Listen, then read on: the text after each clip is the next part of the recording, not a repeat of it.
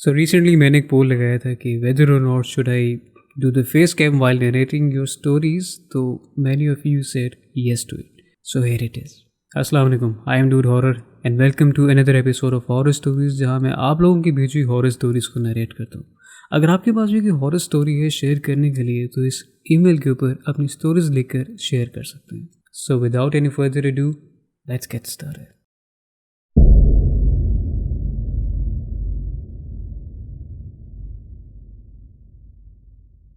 आज की पहली स्टोरी को शेयर किया है ज़ीशान बंगश ने, जिनका ताल्लुक़ पारा चिनार से है। और पारा चिनार में इनके एक आबाई ज़मीन के ऊपर एक स्कूल बना हुआ है जिसको आज 100 साल पूरे होने वाले हैं।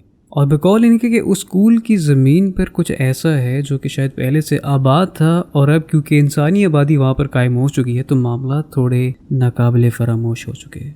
मेरा नाम ज़ीशान बंगश है और मेरा ताल्लुक़ फाटा के एक शहर पारा चिनार से है। हमारा आबाई गाँव बहुत पुरस्कार है। वैसे तो वहाँ के बहुत सारे किस्से हैं, लेकिन आज मैं आपसे अपनी आप बीती और जो मेरे वालिद ने देखा वो बयान करूँगा, जो कि एक सरकारी स्कूल से मुतल्लिक है। वो स्कूल हमारे आबाई ज़मीन पर बना है जिसको तकरीबन 100 साल हो गए हैं, और इस ज़मीन पर एक घर हुआ करता था जो कि सदियों से वीरान था, जिसको तोड़कर ये स्कूल बनाया गया था। 1961 की बात है। मेरे वालिद 14 साल के थे तो वो अपने मामूजाद भाई के साथ शहरी के वक्त पहाड़ों की तरफ दरख्तों से लकड़ियाँ काटने जाया करते थे। एक सुबह यूँ हुआ कि मेरे वालिद लेट हो गए और मेरे अब्बू के जो कज़न थे, जो कि उनके आज तक एक बहुत गहरे दोस्त भी हैं, मेरे अब्बू का इंतज़ार करना भूल गए और आगे की तरफ रवाना हो गए। मेरे अब्बू घर से बाहर निकले तो वो स्कूल जिसका मैंने जिक्र किया वो हमारी आबाई घर के बिल्कुल सामने है। बीच में एक सड़क है और सड़क के किनारे एक चश्मा बहता है जो कि आज भी वैसे ही है। अबू वहाँ रुके और सोचा कि वज़ू करता जाऊँ, नमाज वहीं पढ़ लूँगा। जैसे ही वज़ू के लिए बैठने लगे तो एक कदावर मखलूक जिसकी बड़ी बड़ी आंखें और पूरा जिस्म उसका बालों से ढका हुआ था अबू के सामने आया।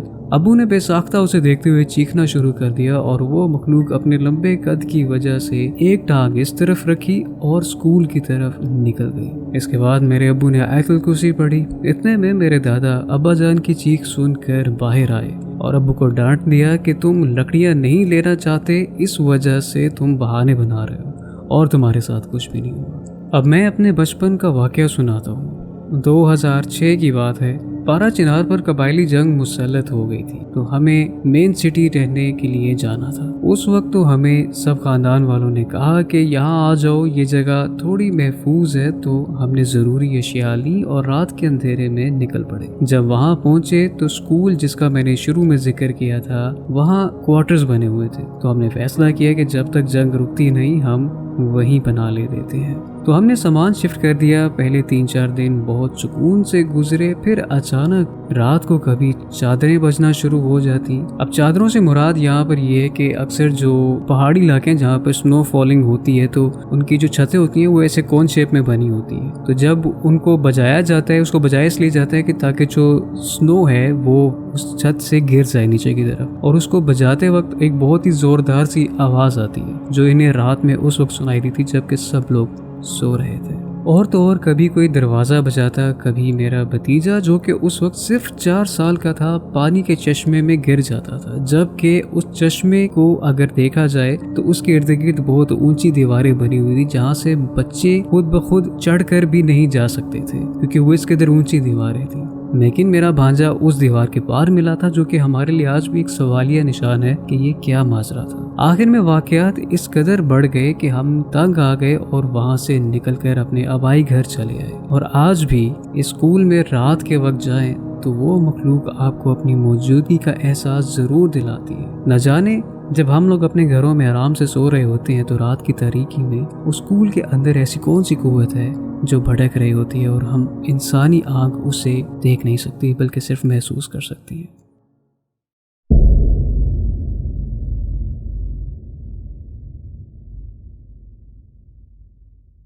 मेरा नाम माहम है और मैं पहले भी इस चैनल पर अपनी स्टोरी शेयर कर चुकी हूँ। ये कहानी तब की है जब मैं तकरीबन 10-12 साल की होंगी। مجھے بہت عجیب و غریب خواب آنا شروع ہو گئے تھے ایک وقت میں، بہت ہی زیادہ خوفناک قسم کے، یہاں تک کہ میں چیخیں مار کے اٹھ جاتی تھی اور باقیوں کو بھی اٹھا دیتی تھی۔ پہلے تو یہ سب محض خواب اور اتفاق سمجھ کے سب اگنور کرتے رہے، لیکن جب معاملہ روز کا ہو گیا تو میری دادا مجھے ایک عورت کے پاس لے گئی جس کے پاس ان چیزوں کا علم تھا۔ اس عورت نے میرے رائٹ ہینڈ کی سب سے چھوٹی انگلی کو پکڑا اور کچھ پڑھنے کے بعد وہ کہنے لگی کہ اس کو کسی بڑے عالم کے پاس لے جاؤ، یہ میرے بس کی بات نہیں ہے۔ اس کے بعد دادوں نے آ کے یہ بات سب کو بتائی اور اپنی بہن کو اس سب کے بارے میں بتایا۔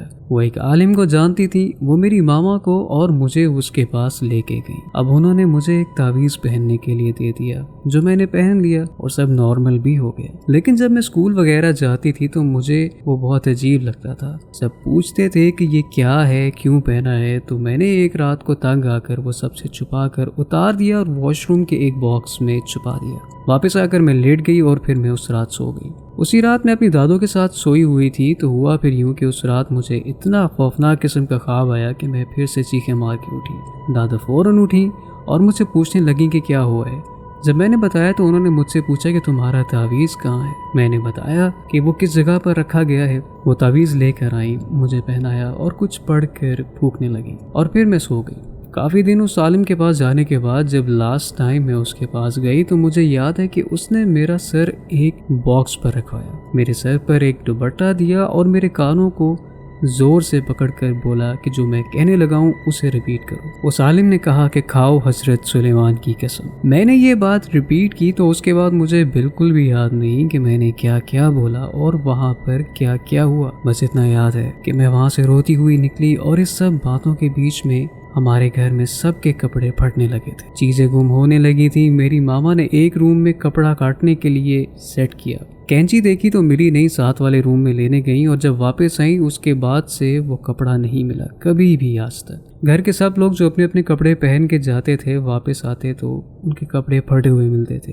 کسی کا جو پینٹ کا حصہ ہوتا تھا جیب والا وہ پھٹا ہوتا تھا اور وہ پوری جیب ہی غائب ہو جاتی تھی جیسے کبھی وہاں پر تھی ہی نہیں۔ ایک بار تو چچا باہر گئے اور اس قدر ان کے کپڑے پھٹ گئے کہ ان کو اپنے دوست کے کپڑے پہن کر گھر آنا پڑا۔ خون کے چھٹے ملنا اور یہ سب بہت عام ہو چکا تھا۔ واش روم میں ایک دم صحیح کپڑے لٹکاتے تھے اور جب دوبارہ دیکھتے تھے تو وہ کپڑے پہننے کے قابل نہیں ہوتے تھے۔ پھر اسی عالم کے دیے ہوئے 4 کیل گھر کے چاروں کونوں میں لگانے کے لیے اس نے کہا اور ہم نے اس کی بات پر عمل کیا تو اس کے بعد سے سب کچھ نارمل ہو گیا۔ اب یہ کہانی میں مجھے کافی زیادہ کنٹروورسیز ملی ہیں۔ 2 تو یہ ہیں کہ پہلی تو یہ ہے کہ نبی پاک صلی اللہ علیہ وآلہ وسلم نے تعویذ کو ڈس لائک کیا ہوا ہے، اور دوسری بات یہ ہے کہ گھر میں کیل لگانے سے تو ویسے بھی منع کیا گیا کیونکہ کیل کے اوپر جادو کے اثرات زیادہ ہوتے ہیں۔ تو آئی ڈونٹ نو اس کے پیچھے کیا وجہ ہے کیا نہیں۔ اگر آپ لوگ جانتے ہیں کہ اس کے پیچھے کیا سائنس ہے تو اس کمنٹ باکس میں لازمی بتائیے گا۔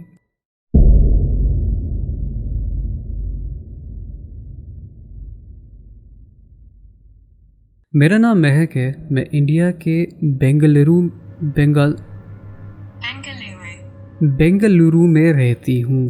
ہمارے ساتھ ہمیشہ سے پیرانارمل ایکٹیویٹیز پیش آتی رہی ہیں، حالانکہ ہمیں کبھی بھی کسی طرح کا فزیکل نقصان نہیں پہنچا۔ ایک واقعہ میری امی کے ساتھ پیش آیا کچھ ہی مہینے پہلے۔ ہماری امی رات کو سونے سے پہلے آیت الکرسی کا ورد کر کے بنا کسی سے بات کیے سو جاتی ہیں، تو اس رات بھی انہوں نے ایسا ہی کیا۔ میں یوزولی روم میں نیچے سوتی ہوں، میری امی اور بہن بیڈ پر سوتی ہیں۔ اس دن رات کے 1 یا 2 بج رہے ہوں گے، امی کی نیند ٹوٹ گئی ایک آواز سے، تو وہ پلٹی اور دیکھا کہ ایک سیاہ سایہ ہے جو بالکل میری طرح دکھ رہا ہے، انفیکٹ میری ہی قد کاٹ کی اور پرسنالٹی جیسا ہے۔ انہوں نے اس سائے سے اشارے میں مخاطب ہو کر پوچھا کہ کیا ہوا ہے، جیسے وہ مجھ سے پوچھ رہی ہیں کہ کیا ہوا ہے، میں وہاں پر کیوں کھڑی ہوں۔ اس سائے نے کچھ کہا جو امی کو سمجھ نہیں آیا، کچھ الگ لینگویج معلوم ہو رہی تھی۔ امی نے ایک اور بار پوچھا کیونکہ اس کی آواز بھی بالکل میرے جیسی ہی تھی اور امی کو سمجھ بھی نہیں آ رہی تھی کہ وہ کہنا کیا چاہ رہی ہے، یعنی کہ میں۔ تو اس سائے نے میری طرف اشارہ کیا اور ویسے ہی کھڑا رہا۔ امی کو غصہ آیا تو وہ اپنی رائٹ سائڈ پلٹ کر فون کی ٹارچ آن کر رہی تھی، تو جب انہوں نے ٹارچ آن کی تو شی گاٹ اسپائن چلز۔ وہاں کوئی بھی نہیں تھا اور میں نیچے آرام سے سو رہی تھی۔ بنا کچھ کہے امی اس رات سو گئی۔ اب یہ خواب تھا یا پھر ہیلوسینیشن بھی ہو سکتی ہے، لیکن اس پورے واقعے کو ہوتے ہوئے میری بہن نے نہ صرف سنا بلکہ امی کو اس وقت ٹارچ آن کرتے ہوئے بھی دیکھا، کیونکہ جب ان کی والد اٹھی تھی اور اس سائے سے مخاطب ہوئی تھی تو ان کی بہن یہ سب دیکھ اور سن پا رہی تھی۔ ان کی والدہ تو کچھ کہہ نہیں چاہ رہی تھی، لیکن وہ کس سے مخاطب تھی؟ ان کی بہن اگلا بندہ یا پھر وہ اگلی جو بھی چیز تھی اس کو دیکھ نہیں پا رہی تھی، نہ ہی سن پا رہی تھی۔ شاید وہ جو کچھ بھی تھا یہ کہنا چاہ رہا تھا کہ میں اس کے راستے میں سو رہی ہوں کیونکہ تب ہمارے روم کے مرر کے سامنے میں سو رہی تھی، یا وہ کچھ اور کہنا چاہ رہا تھا۔ اللہ بہتر جانتا ہے وہ کیا تھا، کہاں سے آیا تھا، گیا بھی یا ابھی بھی یہی ہے، لیکن الحمدللہ ہمیں کسی طرح کا کوئی نقصان نہیں پہنچایا اس نے۔ اور بھی بہت واقعات ہیں جو میں آپ کو اگلی بار سناؤں گی۔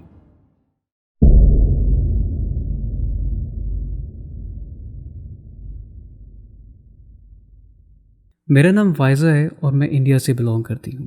یہ واقعہ میری والدہ کے بچپن کا ہے۔ جب میری والدہ اپنے گاؤں تایا جان سے ملنے کے لیے جایا کرتی تھیں تو ان کے گھر کے راستے میں ایک بڑا پرانا کنواں ہوا کرتا تھا۔ کنواں one of my favourite topics in horror stories. اس کنویں میں گاؤں کی کئی عورتیں پانی لینے جایا کرتی تھیں۔ اس کنویں کے پاس گاؤں کے بڑے بچوں اور کنواری لڑکیوں کو جانے سے منع کرتے تھے۔ ایک دن میری والدہ اور ان کے کزنز کھیتوں میں کھیل رہے تھے، تبھی بارش آ گئی تو کھیت کیچڑ سے بھر گیا۔ تو اس کھیت کی تھوڑی ہی دور پر وہ کنواں بڑا سا جو تھا واقع تھا۔ تبھی میری والدہ کی ماموں کی بیٹی نے کہا کہ وہ اپنے پیر اس کنویں میں دھو کے آئے گی۔ میری والدہ اور باقی کزنز نے اس لڑکی کو بہت روکا پر اس نے ان کی ایک بھی بات نہیں سنی۔ پھر وہ کنویں کی طرف چلی گئی۔ اس لڑکی کو جا کر تھوڑی ہی دیر ہوئی ہوگی اس کنویں کے پاس، تبھی اس لڑکی کی زور زور سے چلانے کی آواز آئی۔ سارے بچے اس لڑکی کی طرف بھاگے۔ سب کو اس وقت یہ دیکھنے کو ملا کہ ایک کالا سایہ ہے جو اس لڑکی کے پیر کو کھینچ رہا ہے۔ سارے بچوں نے اس لڑکی کو نکالنے کی کوشش کی۔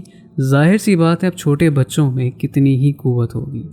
وہ لڑکی زور زور سے چلاتی رہی کہ کوئی میرا پیر کھینچ رہا ہے، اور وہ ایسے ہی کنویں میں کھنچتی چلی گئی۔ اور 2 دن کے بعد گاؤں والوں کو اس لڑکی کی لاش کنویں میں تیرتے ہوئے ملی۔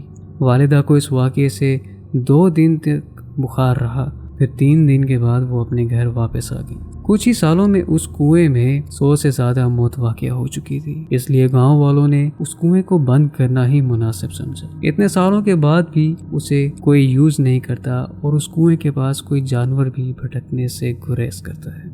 This was a really good story and I really liked it کیونکہ اس میں کنواں انوالو تھا، اور انفارچونیٹلی وہ جو بچی تھی جس نے اپنی جان سے ہاتھ دھو دیے اس کنویں کے پیچھے۔ خیر،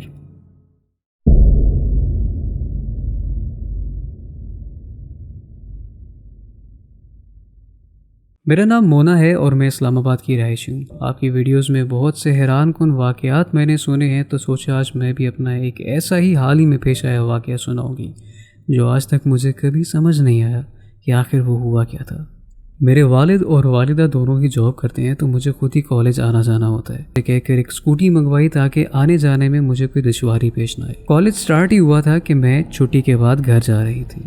گھر کی طرف جو روڈ جاتا ہے وہ اکثر بہت خاموش اور ویران سا رہتا ہے، اور بس ایک سیکیورٹی گارڈ روڈ کے کونے پہ بیٹھے ہوتے ہیں۔ معمول کے مطابق میں اس روڈ تک پہنچی تو وہ گارڈ وہاں پر نہیں تھا۔ میں کیونکہ بہت تھکی ہوئی تھی، گرمی بھی بہت تھی شدید، اور بس جلدی گھر جانا چاہتی تھی، جو 2 الگ الگ بائکس پر تھے اور مجھے فالو کر رہے تھے۔ میں جو ہی بیریئر کراس کیا تو مجھے میرے بیگ کے گرنے کی آواز آئی۔ میں نے اپنی پچھلی والی سیٹ پر جو رکھا ہوا تھا اس کے گرنے کی آواز جب مجھے آئی تو میں نے اسکوٹی روکی اور پیچھے مڑ کر دیکھا تو وہ لوگ جو میرے پیچھے تھے میرا بیگ اٹھا کر ہنس رہے تھے۔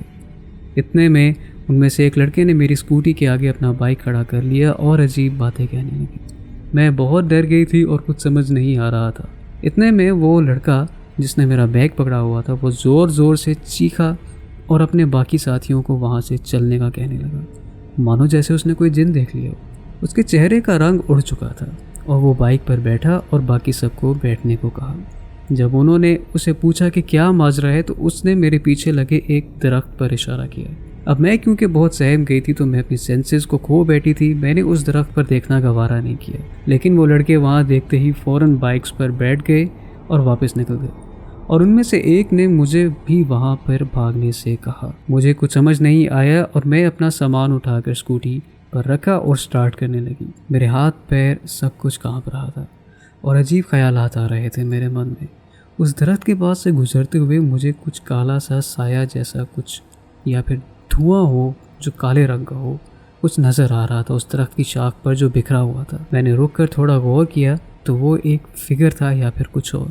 سمجھ نہیں آ رہا تھا. دماغ میں ایٹ اے ٹائم بہت سارے خیالات چل رہے تھے جس کی وجہ سے کچھ خاص غور نہیں کیا. میں نے سپیڈ تیز کی اسکوٹی کی اور جلدی سے گھر پہنچی. یہ واقعہ کچھ خاص دل دہلا دینے والا تو نہیں، لیکن آج بھی مجھے یہ سوچ میں مبتلا کر دیتا ہے.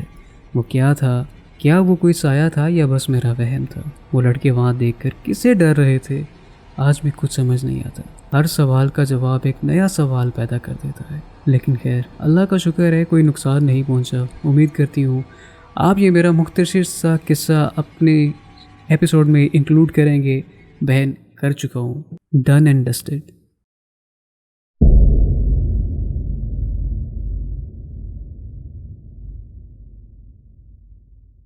میرا نام رمشا ہے اور ہم فیملی کے 5 لوگ ہیں، جن میں میری ماما، پاپا، ہم 3 بہن بھائی اور دادی اور میں سب سے بڑی بہن ہوں اپنی بہنوں میں سے، اور ہم بفر زون کراچی کے ایک گھر میں رہتے ہیں شروع سے ہی. مجھ سے چھوٹی ایک بہن ہے 15 سال کی جس کا نام ہے مریم، اور ایک 9 سال کی ہے جس کا نام ہے ایمان. ہیلو مریم اینڈ ہیلو ایمان. میرا اور مریم کا کمرہ ایک ہے جس کے پیچھے کپڑے دھونے والی جگہ ہے. بیسیکلی لانڈری ہے آپ کے کمرے کے پیچھے، جہاں رات کے وقت زیادہ تر اندھیرا رہتا ہے، جس کی وجہ سے وہ اور زیادہ خوفناک ہو جاتی ہے.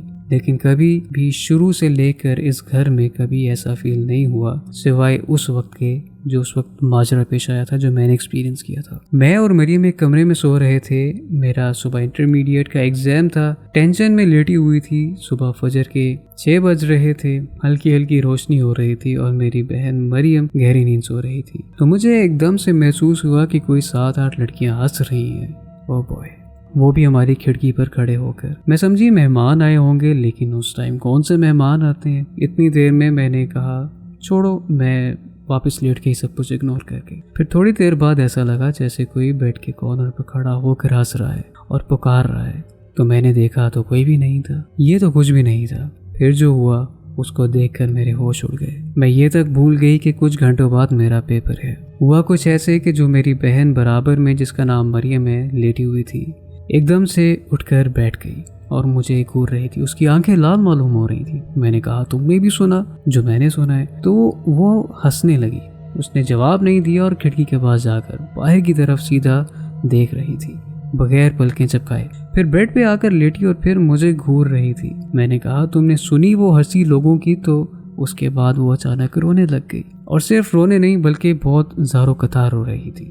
جب مریم سو کر اٹھی تو میں نے اس سے پوچھا کہ تم کیوں رو رہی تھی؟ لیکن خیر اس کے بعد وہ سو گئی. اور بہت عجیب مجھے یہ سارا سلسلہ لگا کہ اس سے اچانک ہوا کیا ہے، اور پھر یہ سونے کے لیے بھی لیٹ گئی ہے. اس کے بعد جب مریم سو کر اٹھی تو میں نے اس سے پوچھا کہ تم کیوں رو رہی تھی، یا تم نے جو سنا تھا وہ ہنسی کی آواز، کیا اس کی وجہ سے تم گھبرا گئی تھی؟ تو کہہ رہی تھی نہیں. کیوں، کیا ہوا ہے؟ تو پھر میں نے اسے بتایا سب. تو پھر یہ بہت ڈر گئی اور میں نے اپنے کمرے میں قرآن کی آیتیں لگانا شروع کر دی، وہ بھی اونچی آواز میں. پھر ایک دن مریم میری ماما کے پاس ہو رہی تھی اور میں اکیلی رات میں جاگ رہی تھی. رات کے 5 بجے اور مووی دیکھنے کے لیے میں نے لیپ ٹاپ آن کیا. رات کے 5 نہیں ہوتے ہیں، صبح کے 5 ہوتے ہیں. مووی لگائی اور پاز کر کے میں چینج کرنے چلی گئی. جب چینج کر کے واپس آئی تو وہ مووی خود بخود چل رہی تھی، جبکہ میں نے تو اسے آن بھی نہیں کیا تھا. کچھ دیر کے لیے مجھے ایسا فیل ہوا جیسے کوئی بیٹھا ہوا ہے میرے بیڈ پہ، لیکن میں بھاگ کے گئی، قرآن شریف اپنے روم میں لے کر رکھا. پھر الحمدللہ اس طرح کا کچھ واقعہ پیش نہیں ہے. لیکن آج بھی کوئی باہر سے آتا ہے ہمارے کمرے میں تو اس کو ہمارا کمرہ بہت عجیب سا لگتا ہے، کیونکہ ہمارے کمرے میں ہمیں ملنے سے پہلے 8 سال تک یہ کمرہ بند تھا اور یہاں پر کوئی بھی نہیں رہتا تھا، اور یہ کمرہ باقاعدہ لاکڈ بھی تھا. اب اللہ بہتر جانتا ہے کہ ہمارے کمرے میں کیا ہے اور کیا نہیں.